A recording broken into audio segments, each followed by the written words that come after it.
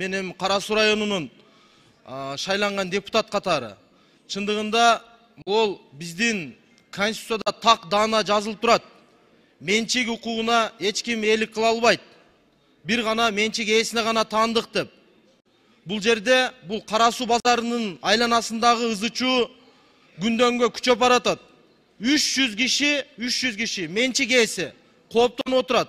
Урматтуу Алмаз Акунжанович, мен ошого сизден суранып кетем. Өкмөт аралык биздин депутат коллегалардан да кошуп комиссия түзүлсөң.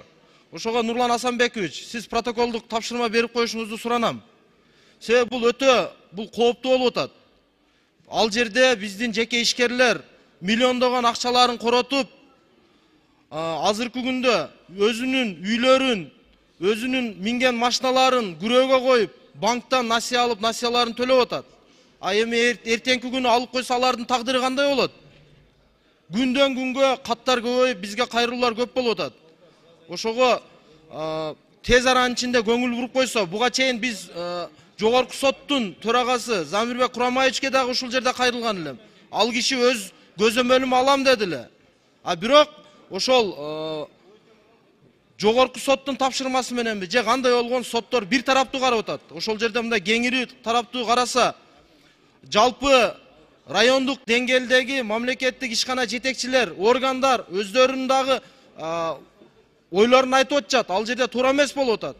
Прокуратурадан дагы сураса болот. Анчалык болбош керек да. Бир тараптуу караган болбойт да. Ошого протоколдук тапшырма берип, тез аранын ичинде комиссия түзүлүп, мында объективдүү каралыш керек. Отту тутандырбай, өкмөт ошол сотко берген ишинен кайтсын.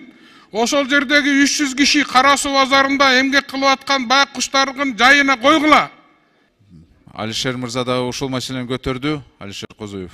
Жер тартуу бул өтө жаман нерсе да. Бул жөнөкөй эмес да. Тем более 300 кишинин.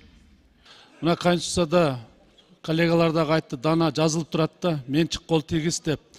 Ишкерлерге мындай аяр мамиле кылсак,